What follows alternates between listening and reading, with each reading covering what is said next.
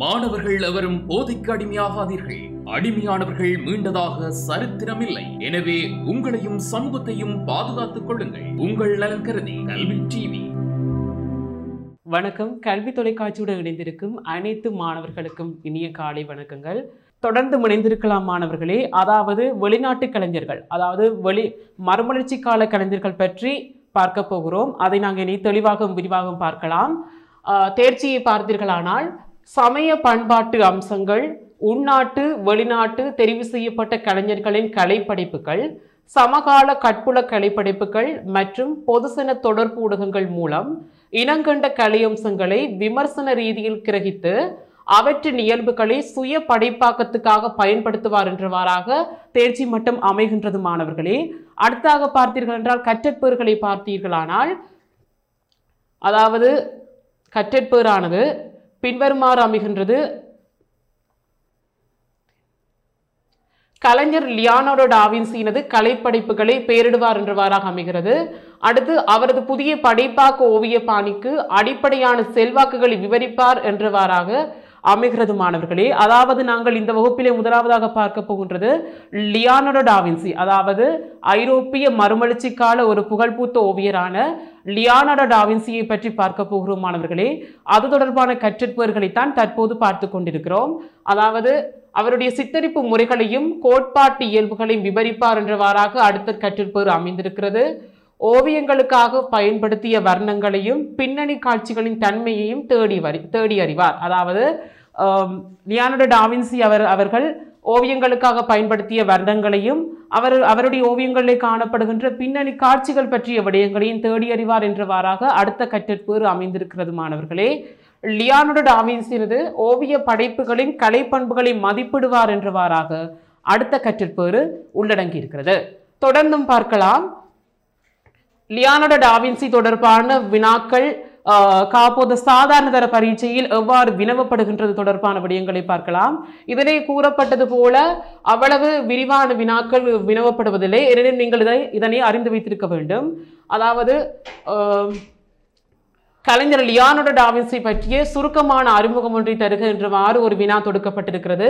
அதாவது லியோனார்டோ டா வின்சி பற்றி சுருக்கமான அறிமுகம் ஒன்றை தருக என்றவாறான வினாக்கள் எந்த ஒரு பொழுதும் காப்போத சாதாரண தர பரீட்சையில் வினவப்படுவதில்லை. எனினும் நீங்கள் மாணவர்களே நன்றாக அறிந்து வைத்திருக்க வேண்டும். அடுத்து பின்வரும் கருத்துக்களின் கீழ் கலைஞர் ஆக்கங்களை பற்றி மதிப்பீடு செய்யுங்கள் என்றவாறாக அடுத்த வினா தொடுக்கப்பட்டிருக்கிறது. முதலாவதாக கருப்பொருள். அதாவது கருப்பொருள் என்பது அவருடைய ஓவியங்கள் பொதுவாக என்ன கருப்பொருளை உள்ளடக்கியதாக வரையப்பட்டிருக்கிறது என்றவாறான வினா இதிலே தொடுக்கப்பட்டிருக்கிறது. இதை நீங்கள் அறிந்து வைத்திருக்க வேண்டும். ஏனெனில் அவருடைய ஓவியங்கள் அல்லது படைப்பாக்கங்களை அதனுடைய புகைப்படங்களை போட்டுவிட்டு இவ்வாறான வினாக்கள் தொடுக்கப்படுவது வழக்கம் மாணவர்களே. அடுத்து கலைப்பாங்கு. அந்த ஓவியம் எந்த கலைப்பாங்கினை தழுவி வரையப்பட்டிருக்கிறது என்றவாறான வினா தொடுக்கப்படலாம். அடுத்து என்ன பாணி, என்ன கலைப்பாணியை தழுவி நிர்மாணிக்கப்பட்டிருக்க வினவப்படலாம். அடுத்து என்ன நுட்ப முறையினை பின்பற்றி அந்த ஓவியமானது வரையப்பட்டிருக்கிறது வினா எழுப்பப்படலாம்.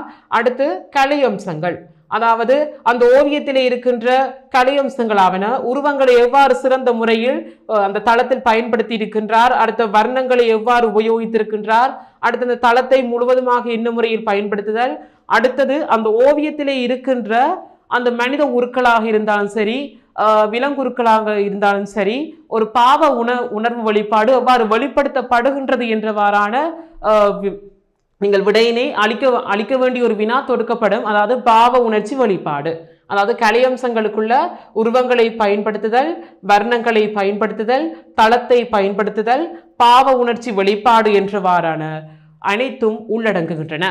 இதனை நீங்கள் மிகவும் தெளிவாக அறிந்து வைத்திருக்க வேண்டும் மாணவர்களே. அடுத்து நாங்கள் லியோனார்டோ டா வின்சி பற்றியும் அவரது ஓவிய படைப்புகள் கலைப்படைப்புகள் தொடர்பாகவும் இனி விரிவாக பார்க்கலாம் மாணவர்களே.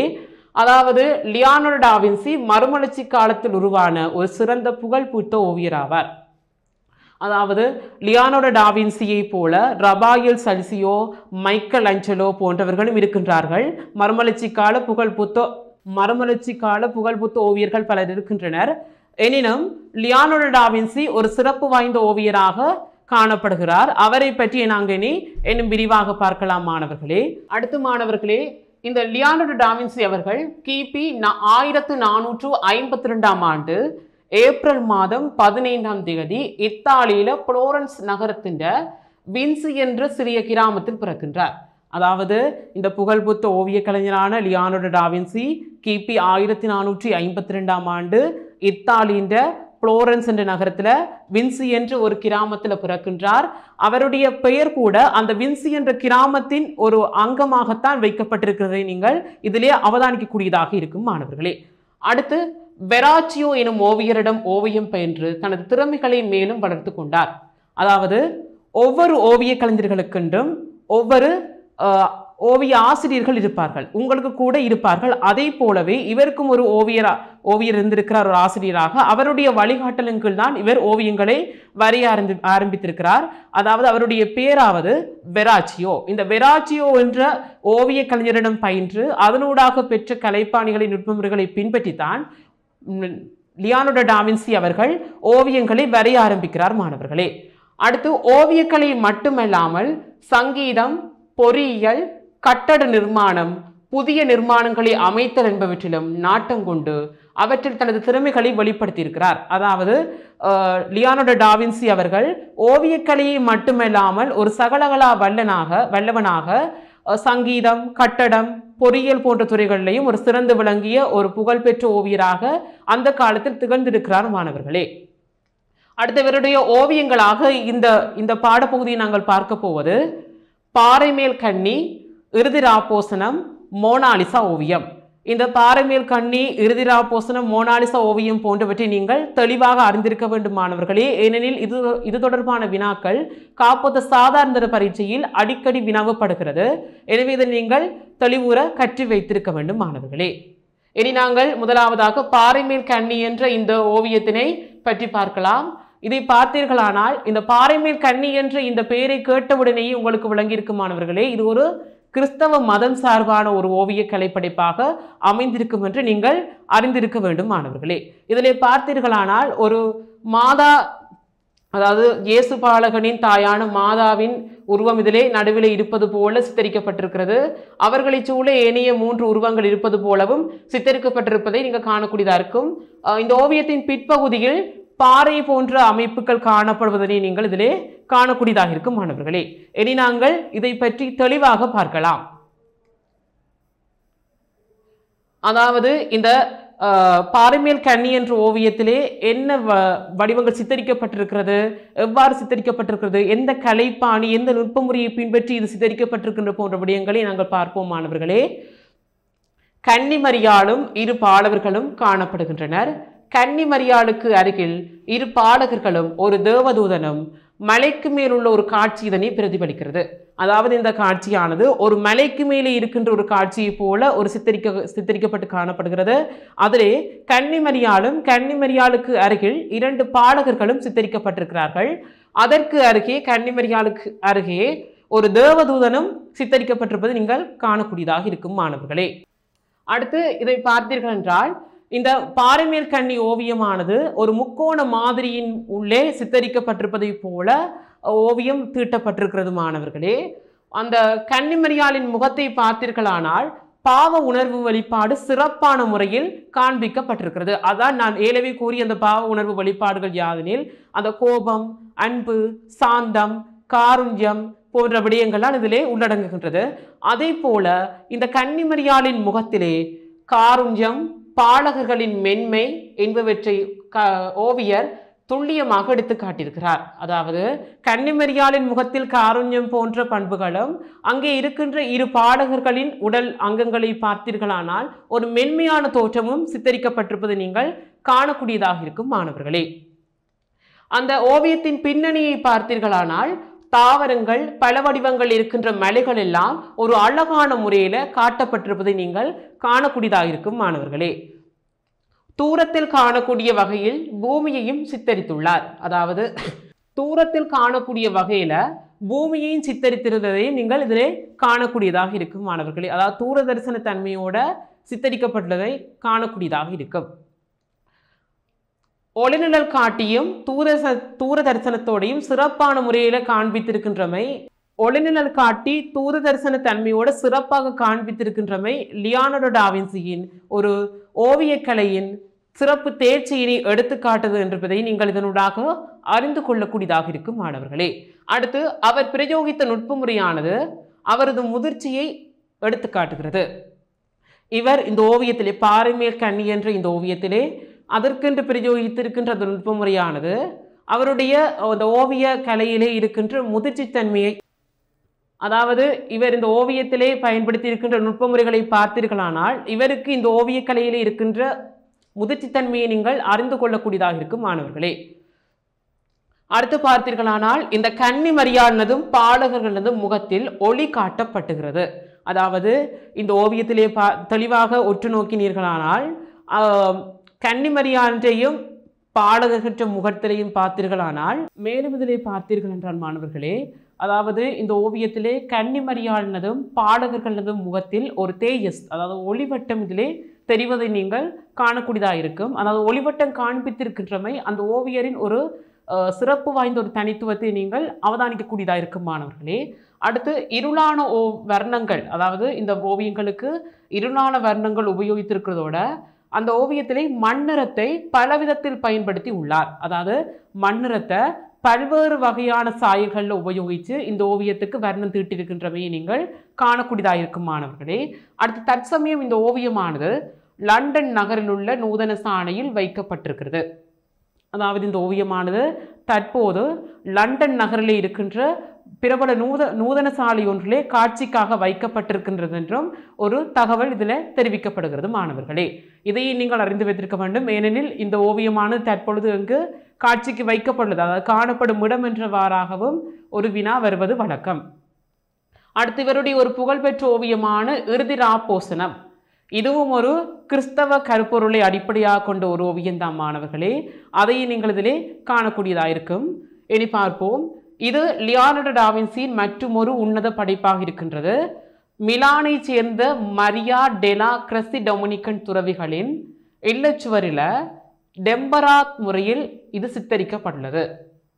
அதாவது இந்த லியோனார்டோ டா வின்சியின் ஒரு சிறப்பு பெற்ற இந்த ஓவியமான இந்த இறுதி ராப்போசனம் ஓவியமானது மிலானை சேர்ந்த மரியா டெலா கிரேசி டொமினிக்கன் ஆகிய துறவிகின்ற இல்லச்சுவரில் டெம்பரா முறையில் இது சித்தரிக்கப்பட்டிருக்கிறது. டெம்பரா என்றால் உலர் சாந்து, அதாவது உலர் சாந்தின் மீது இந்த இறுதி ராப்போசனம் என்ற ஓவியம் சித்தரிக்கப்பட்டிருக்கிறது மாணவர்கள். மேலும் நீங்கள் பார்த்தீங்கன்னா மாணவர்களே, மிகவும் உணர்வுபூர்வமான முறையில் இந்த ஓவியம் சித்தரிக்கப்பட்டிருக்கிறது. அந்த ஓவியத்தை நீங்கள் பார்த்தீங்கன்னா உங்களுக்கே புரியும். இதிலே அவர்கள் கதைத்து கொண்டிருப்பது போலவும் விவாதிப்பது போலவும் இந்த ஓவியம் சித்தரிக்கப்பட்டிருக்கிறது. அதிலே அவர் அந்த மனித உருக்களில் இருக்கின்ற உணர்வுபூர்வமான இதெல்லாம் ஒழுங்கான முறையில் சித்தரிக்கப்பட்டிருப்பதை நீங்கள் தெளிவாக அவதானிக்கக்கூடியதாக இருக்கும். அதாவது சித்திரத்தின் மத்தியில், இந்த ஓவியத்தின் மத்தியில் இயேசுநாதரும் ஏனைய இருபுறங்களில் 12 அப்போஸ்தலர்களும் வரையப்பட்டுள்ளனர். இந்த ஓவியத்தின் மத்திய பகுதியை பார்த்தீர்கள் என்றால் இயேசுநாதர் சித்தரிக்கப்பட்டிருக்கிறார். ஏனைய இரு பகுதிகளிலையும் பார்த்தீர்களானால் 12 அப்போஸ்தலர்கள் சித்தரிக்கப்பட்டிருக்கிறார்கள். அவர்கள் விவாதிப்பதை போலதான் இந்த ஓவியம் சித்தரிக்கப்பட்டிருக்கிறது.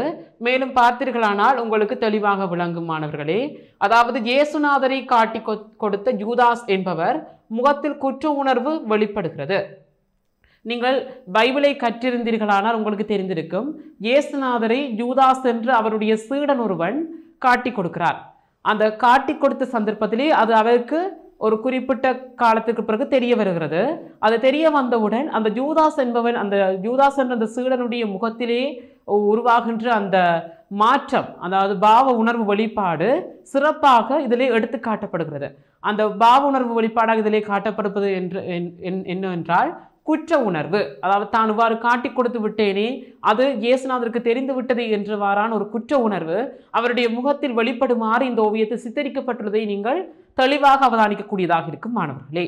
அடுத்து கியூரஸ்கியூரோ எனும் இருள் ஒளி வர்ண கோட்பாட்டின்படி மத்தியில் இருக்கும் இயேசுநாதர் ஒளி பொருந்தியவராகவும் ஏனையோர் இருண்ட வர்ணங்களாலும் வரையப்பட்டிருக்கின்றனர். அதாவது கியூரஸ்கியூரோ நுட்பமுறை.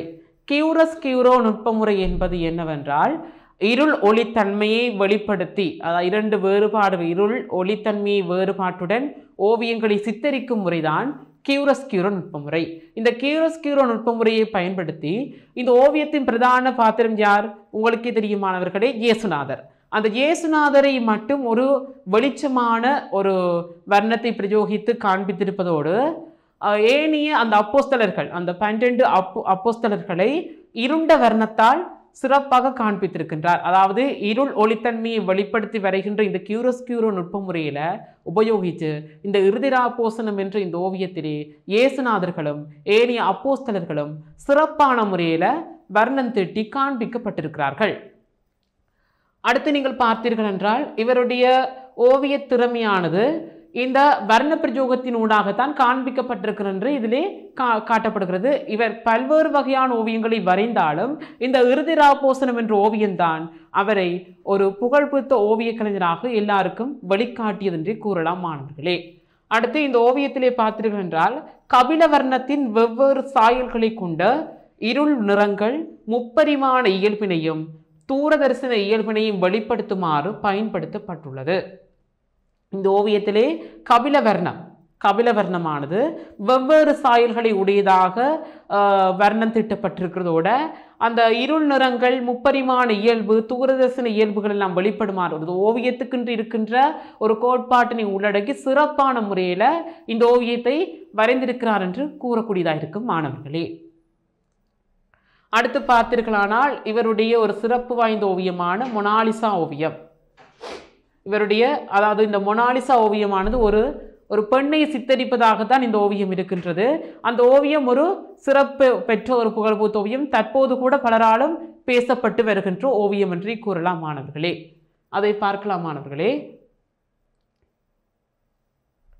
லியோனார்டோ டா வின்சியின் புகழ்பெற்ற ஒரு ஓவியங்கள் ஒன்றுதான் இந்த மொனாலிசா ஓவியம். இந்த மொனாலிசா ஓவியமானது ஒரு பெண்ணினை சித்தரிப்பதாகத்தான், அதாவது கருப்பொருளாக இதில் இருப்பவர் மொனாலிசா என்ற ஒரு பெண், அதாவது ஒரு பெண் தான் இதில் கருப்பொருளாக இருக்கின்றார். அதை பற்றி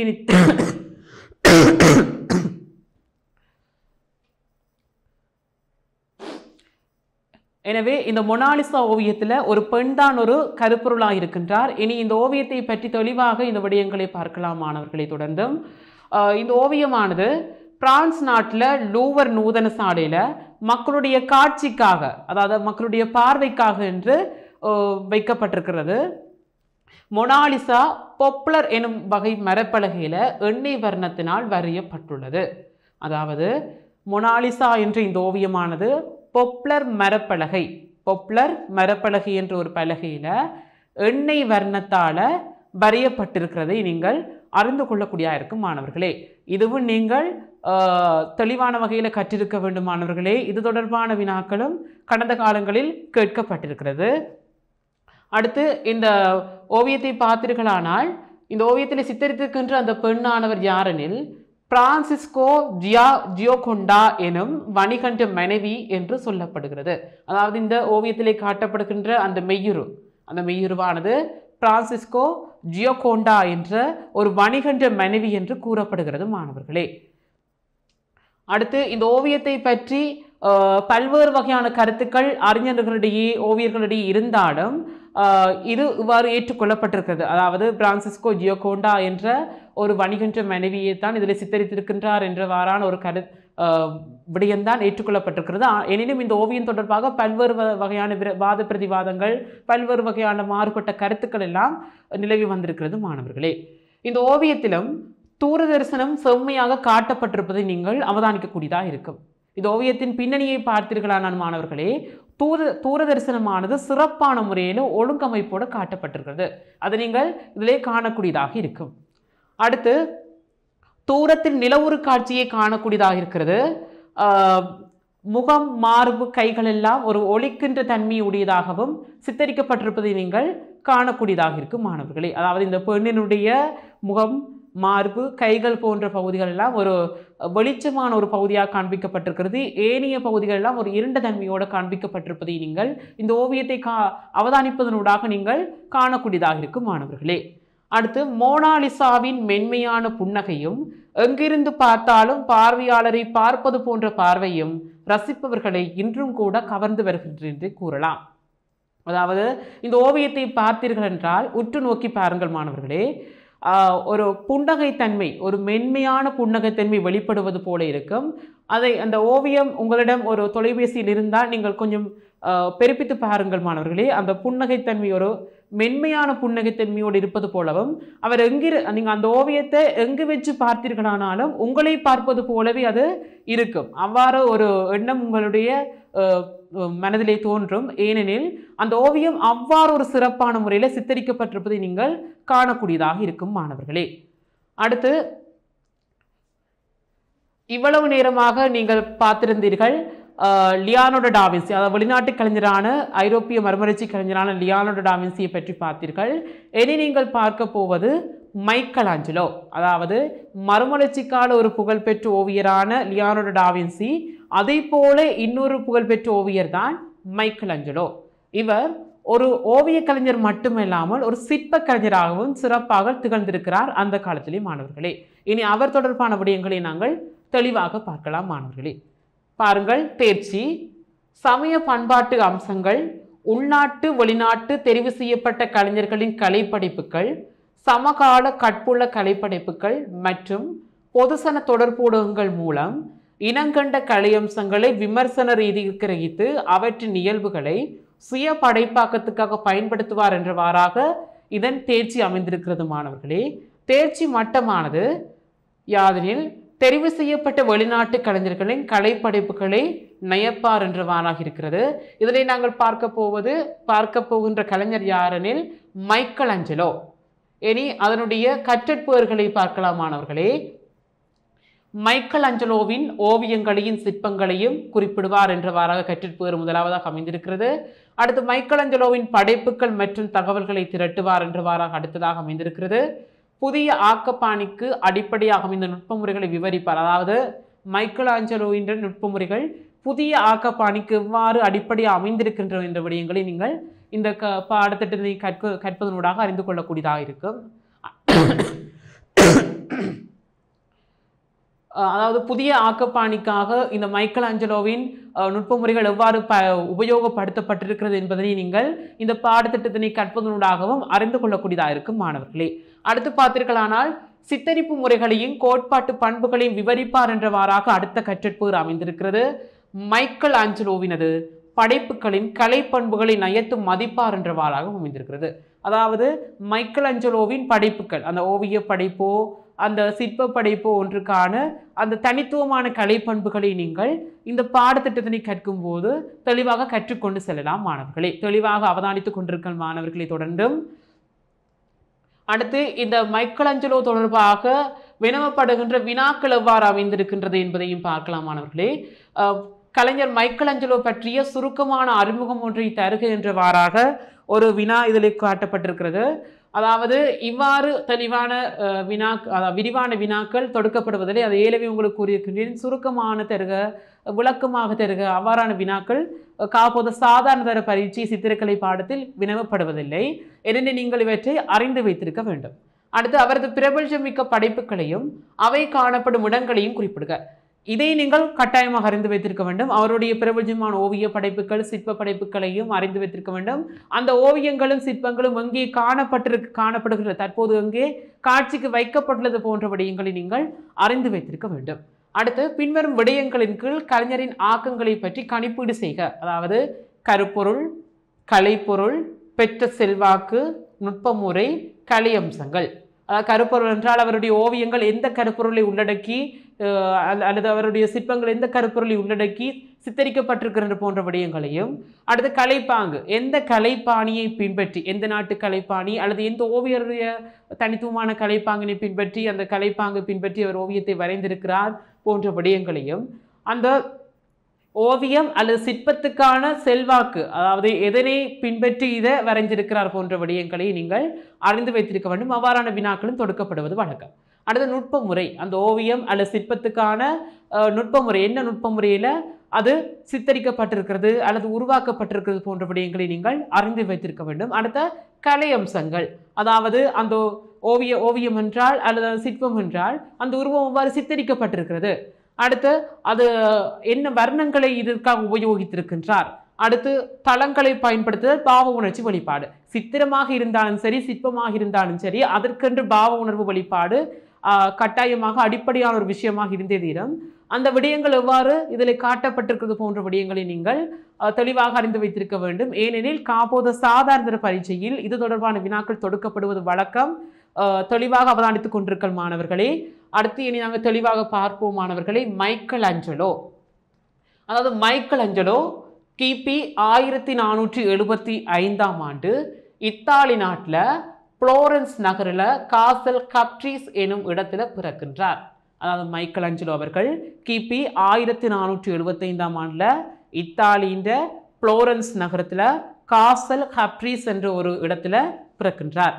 இவர் ஓவியம், சிற்பம், செதுக்கு வேலை, கட்டடக்கலை ஆகியவற்றில் இயல்பான திறனை கொண்டிருக்கின்றார். அதாவது இவர் ஓவியம், அதாவது இவரும் ஒரு சகலகலா வல்லன் போன்றவர் தான். அதாவது லியோனார்டோ டா வின்சி எவ்வாறு இருக்கின்றாரோ அதே போல தான் இவரும் ஓவியம், சித்திரம், சிற்பம், கட்டடக்கலை போன்ற அனைத்து வகையான இதையும் பின்பற்றி அனைத்து வகையான ஆக்கங்களையும் உருவாக்கி இருக்கின்றார். இதனால் இவர் ஐரோப்பிய மறுமலர்ச்சி கால புகழ்பூத்த ஓவியர்களை இவரும் ஒரு சிறப்பான ஓவியராகவும் சிற்பக்கலைஞராகவும் தொடர்ந்தும் அந்த கால மக்களால், அந்த கால அறிஞர்களால் கணிக்கப்பட்டு வந்திருக்கின்றார் மாணவர்களே. அடுத்து இவர் ஆரம்பத்தில் எர்லண்டாயோ பர்டட்டோ, அதாவது இவர் அந்த காலத்திலே சில கலைஞர்கள்ட்ட கலையை கற்றிருக்கின்றார். ஜெர்னல்டாரோ அடுத்த பர்டட்டோ ஆகிய ஓவிய கலைஞர்களிடமிருந்து அந்த ஓவியங்களையும் சிற்பக்கலையையும் கற்றுக்கொள்கிறார் மாணவர்களே.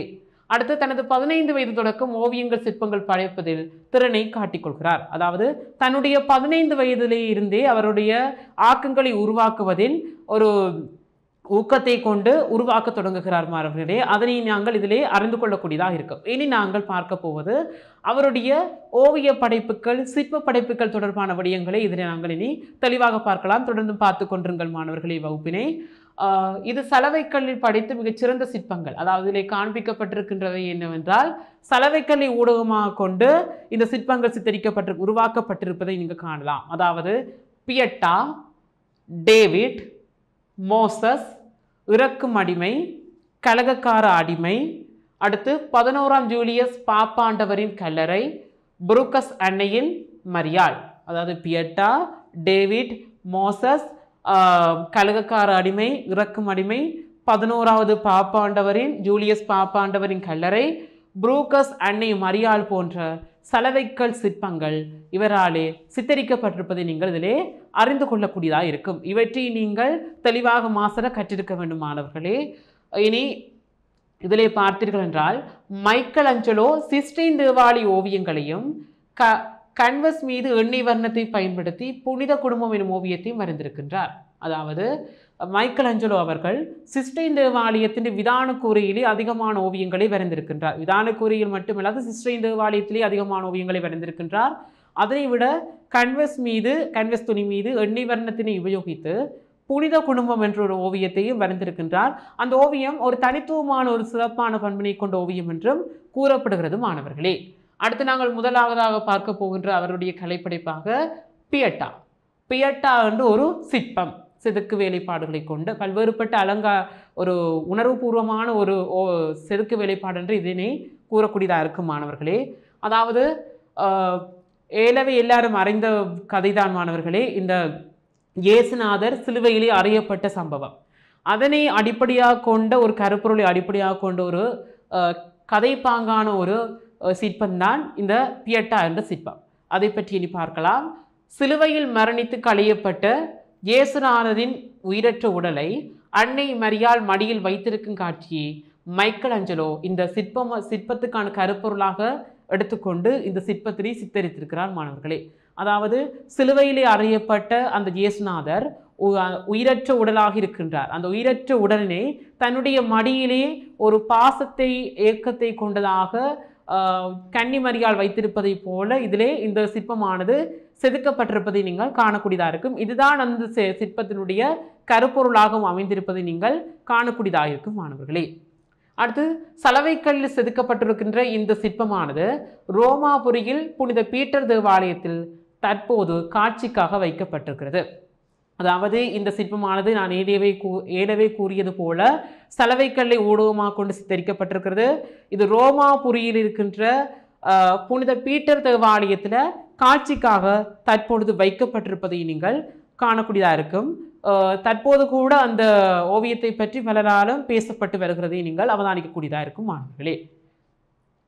அவருடைய ஓவியங்கள் மற்றும் சிற்பங்கள் பற்றி பேசப்பட்டு வருவதை நீங்கள் அவதானிக்கக்கூடியதாக இருக்கும். இயேசுபிரானின் உயிரற்ற உடலின் தன்மையும் அன்னை மரியாளின் ஆடைகளும் சந்தத்துக்கமைய இயல்பான வகையில் தத்ரூபமான சலவைக்கல்ல வடிவமைக்கப்பட்டிருக்கிறது. அதாவது இந்த சிற்பத்தில் இருக்கின்ற முக்கியமான அம்சம் என்னென்றால் இயேசுபிரானின் உயிரற்ற உடல், அடுத்த அன்னை மரியாள்ற ஒரு பாவ உணர்வு வெளிப்பாடு. இதில் பார்த்தீர்கள் என்றால் அந்த இயேசுபிரானின் உயிரற்ற உடலும் அவருடைய ஆடை மடிப்பு, கன்னி மரியாளினும் சரி இயேசுபிரானினும் சரி, அந்த ஆடை மடிப்புகள்லாம் சிறப்பான முறையில் தத்ரூபமான முறையில் காண்பிக்கப்பட்டிருப்பதை நீங்கள் காணக்கூடியதாக இருக்கும் மாணவர்களே. தாயையும் மகனையும் சம வயதினர்களாக காட்டியுள்ளதால் இருவரிலும் தேவலோகத்தன்மை எடுத்துக்காட்ட முயற்சி செய்யப்பட்டிருக்கிறது. அதாவது இந்த சிற்பத்தினை நீங்கள் பார்த்தீர்கள் என்றால் இயேசுபிரானும் சரி கன்னி மரியாளும் சரி ஒரு தாய் மகன் போல சித்தரிக்கப்படவில்லை. ஏனெனில் இருவரினதும் உடற்தோற்றத்தை பார்த்தீர்களானால் ஒரு இளமை தன்மையாக இருவரும் ஒரு சம வயது குழுவினராகவே இதில் சித்தரிக்கப்பட்டிருக்கிறார்கள். அதாவது இதில் நீங்கள் பார்த்தீர்கள் என்றால் மாணவர்களே, அந்த தாயையும் மகனையும் ஒரு சமவயது குழுவினராக காட்டியிருக்கிறார். அதாவது ஒரு இளமை தன்மையோட இது தாய்தான் இது மகன்தான் என்று பிரித்து ஆராய முடியாத அளவுக்கு இருவரும் ஒரு சமவயது குழுவினராக இளமையான தோற்றத்தோட இந்த சிற்பத்தை சித்தரித்திருக்கிறார். அதனூடாக இவர் ஒரு தேவலோக தன்மையை காண்பித்திருக்க முயற்சித்திருக்கிறார் என்பதை நாங்கள் இதிலே அறிந்து கொள்ளக்கூடியதாக இருக்கும். அவ்வாறும் ஒரு அறிஞர்களால் கருத்து நிலவி வருகிறது. அடுத்து பார்க்கலாம் மாணவர்களே, மனிதத்துவம் தொடர்பான பரிவுணர்வு இந்த சிற்பத்தில் காட்டப்பட்டிருக்கிறது. அதாவது மனிதத்துவம், அதாவது மனிதாபிமானத்தன்மை, ஒரு பரிவுணர்வு அன்புத்தன்மை என்பது இந்த சிற்பத்திலே காட்டப்பட்டிருப்பதை நீங்கள் காணக்கூடியதாக இருக்கும். ஏனெனில் அந்த உயிரற்ற இயேசுபிரானின் உடலை கன்னிமரியாளவர் தனது மடியிலே தாங்கியிருந்து அந்த அன்பினை காட்டியிருப்பது போல இந்த சிற்பமானது செதுக்கப்பட்டிருக்கிறது மாணவர்களே. அடுத்து பார்த்தீர்களான மாணவர்களே, டேவிட் என்பதும் மைக்கேல் ஆஞ்சலோவின் ஒரு சிறப்பு வாய்ந்த சிற்ப கலைப்படைப்பாக்கமாகும். அது ஒரு கிரேக்க கலை சார்ந்த ஒரு சிற்பமாக இருக்கின்றது. அதை பற்றி நாங்கள் இதிலே தெளிவாக பார்க்கலாம். இந்த சிற்பக்கலையாக்கத்தை பார்த்திருக்கின்ற மாணவர்களே, அந்த சிற்பத்திலே ஒரு வலிமை, துணிவு, மானுட இரக்கம், இளமை ஆகிய பண்புகள் நன்கு வழிகாட்டப்பட்டிருக்கிறது. அதாவது இந்த சிற்பத்தை பார்த்திருக்கின்றாவே உங்களுக்கு புரியும். இந்த சிற்பத்தை பார்த்திருக்கின்றால் புரியும் மாணவர்களே, உங்களுக்கு ஒரு ஆணினுடைய நிர்வாணத்தன்மையுடைய ஒரு சிற்பமாக இருக்கின்றது. அந்த சிற்பத்திலே ஒரு ஆணுக்குரிய பண்புகளான ஒரு வலிமை, துணிவு, மானுட இரக்கம், மற்றது ஒரு கூர்மையான பார்வை போன்ற பண்புகள் சிறப்பான முறையில் இதில் காண்பிக்கப்பட்டிருப்பதை காணக்கூடியதாக இருக்கும் மாணவர்களே. அடுத்து இந்த சிற்பமானது சலவைக்கல்லை ஊடகமாக கொண்டு முழுப்புடைப்பு சிற்பமாக வடிவமைக்கப்பட்டுள்ளது.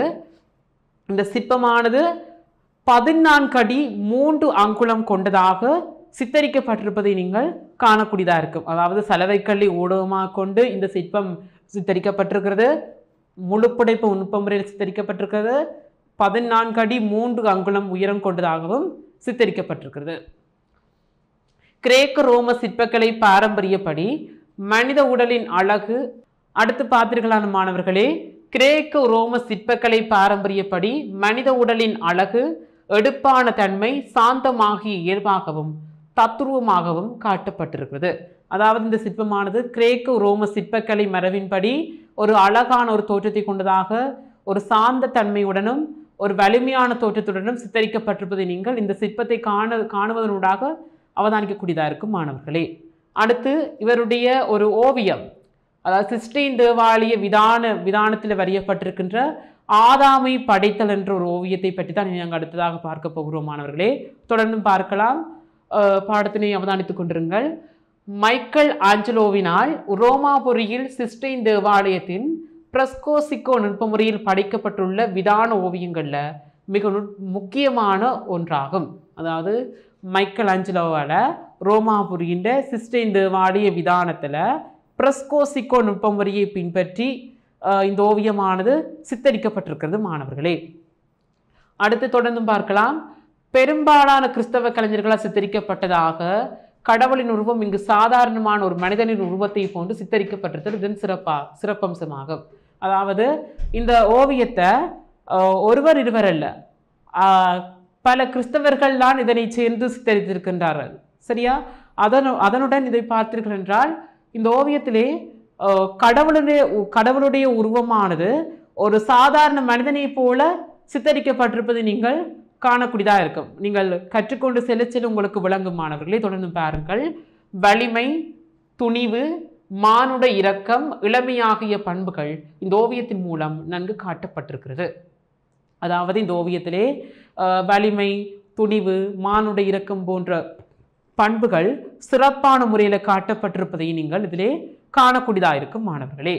தேவர்களுடன் இருக்கும் கடவுள் ஆதாமின் பால், அதாவது தேவர்களோடு இருக்கின்ற அந்த கடவுளானவர் ஆதாமின் பக்கமாக கையை நீட்டிக்கொண்டிருப்பது போல அவனுக்கு அந்த கையை நீட்டி உயிர் கொடுக்கும் விதமாக இந்த ஓவியமானது சித்தரிக்கப்பட்டிருக்கிறது. அதுதான் இந்த ஓவியத்தின் பிரதான கருப்பொருளாகவும் அமைந்திருக்கிறது மாணவர்களே. அதாவது ஆதாம் கடவுளை நோக்கி கையை நீட்டிக்கொண்டிருக்கும் நிலைதான் இங்கு சித்தரிக்கப்பட்டிருக்கிறது. அந்த கையை நீட்டிக்கொண்டிருக்கும் ஆதாமிற்கு கடவுள் அந்த தனது கைகளால் உயிரை கொடுப்பது போன்ற காட்சி இதிலே சித்தரிக்கப்பட்டிருக்கிறது. கடவுளின் முதுமையும் ஆதாமின் நிலைமையும் நன்கு காட்டப்பட்டிருக்கிறது. அப்ப நீங்க இதுல இருந்து நீங்க தெளிவாக அறிந்து கொள்ளக்கூடியதா இருக்கும் மாணவர்களே.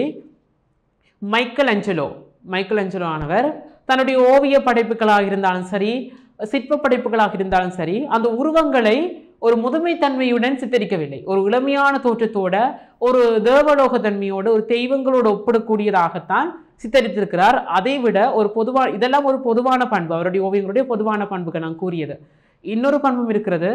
அந்த சாதாரண, அதாவது தெய்வ உருவங்களை கூட ஒரு சாதாரண மனித உருவமாக இதிலே சித்தரிக்கப்பட்டிருப்பதை நாங்கள் கற்ற ஓவியங்கள் மற்றும் சிற்பங்களூடாக அறிந்து கொள்ளக்கூடியதாக இருக்கும் மாணவர்களே.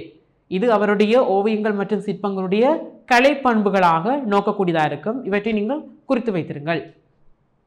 அடுத்து அவருடைய சிற்பங்கள்ல பொதிந்துள்ள வலிமையும் உறுதியும் இந்த ஓவியத்திலும் காணப்படுகின்றது. அதாவது இவருடைய சிற்பங்களில் பொதிந்திருக்கின்ற வலிமை, உறுதியெல்லாம் இவருடைய இந்த ஆதாமை படைத்தல் என்ற ஓவியத்திலையும் சிறப்பான முறையில் காண்பித்திருக்கின்றமை நீங்கள் காணக்கூடியதாக இருக்கும் மாணவர்களே. அடுத்து நாங்கள் பார்க்க போகிறோம் மாணவர்களே, இவருடைய ஒரு புகழ்பூத்த ஓவியமான இறுதி தீர்ப்பு என்ற ஓவியத்தை பற்றி தான் இதிலே பார்க்க போகிறோம். இது ஒரு அதிக மனித உருவங்களை கொண்ட ஒரு ஓவியமாக இருக்கின்றது. அதை பற்றி நாங்கள் பார்க்கலாம். ரோமாபுரியில் வத்திக்கான் நகர சிஸ்டைன் தேவாலயத்தின் பலிபீடத்துக்கு பின்னால் உள்ள சுவரில் இந்த ஓவியம் படைக்கப்பட்டிருக்கிறது. ரோமாபுரியில வத்திக்கான் நகரத்தின் சிஸ்டைன் தேவாலயத்தின் பலிபீடத்துக்கு பின்னால் இருக்கின்ற அந்த சுவரில் தான் இந்த ஓவியம் ஒரு பாரிய ஒரு அளவில் நிர்மாணிக்கப்பட்டிருப்பதை நீங்கள் காணக்கூடியதாக இருக்கும். அதாவது இந்த உலகின் மிகப்பெரிய பிரஸ்கோசிக் ஓவியம் என கருதப்படுகின்ற இது ஏறத்தாழ 48 அடி தட 44 அடி உயர அந்த அளவை கொண்டது. உலகிலேயே மிகப்பெரிய பிரஸ்கோசிக் நுட்பமுறையை பின்பற்றி வரையப்பட்டிருக்கின்ற ஓவியம்தான் இந்த இறுதி தீர்ப்பு ஓவியம். இந்த ஓவியத்தை வரைந்தவர் மைக்கேல் அஞ்சலோ. சரியா? அந்த ஓவியமானது ஏறத்தாழ 48 அடி தர 44 அளவினை கொண்டதாக இருக்கின்றது. மைக்கேல் அஞ்சலோ இந்த ஓவியத்தை பிரதானமாக 3 பகுதிகளாக பிரித்து வரைந்திருக்கிறார். அதாவது ஸ்வர்க்கம், மனிதனின் உலகம், அடுத்த மறு உலகம் என்று குறியீட்டு வடிவில் இந்த ஓவியத்தை சித்தரித்திருக்கின்றமே நீங்கள் இந்த ஓவியத்தை பார்ப்பதனூடாக அறிந்து கொள்ளக்கூடியதாக இருக்கும். அதாவது 3 பகுதிகளாக இந்த ஓவியத்தை பிரித்து ஒரு குறியீட்டு வடிவில் பிரித்து சித்தரித்திருக்கின்றார். ஸ்வர்க்கம், மனிதனின் உலகம், மறு உலகம். அடுத்து தொடர்ந்தும் பார்க்கலாம் மாணவர்களே.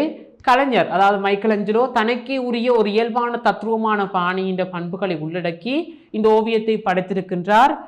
மனித உருவங்கன்ற உடல் இயல்புகளும் செயற்பாட்டுத்தன்மை இயல்புகளும் உணர்வு வெளிப்பாடுகளும் நன்கு சித்தரிக்கப்பட்டுள்ளதை நீங்கள் அவதானிக்கக்கூடியதாக இருக்கும் மாணவர்களே.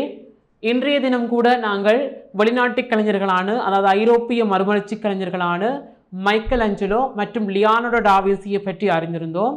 ஏனைய அடுத்த வகுப்பிலே வெளிநாட்டு கலைஞரான இன்னொரு கலைஞர், அதாவது ரபாயல் சல்சியோ பற்றி மிகுதி வகுப்பில் காணக்கூடியதாக இருக்கும். தொடர்ந்தும் கல்வி தொலைக்காட்சியுடன் இணைந்திருங்கள். கல்வி தொலைக்காட்சியை பார்த்து கொண்டிருக்கும் மாணவர்களுக்கு நன்றி.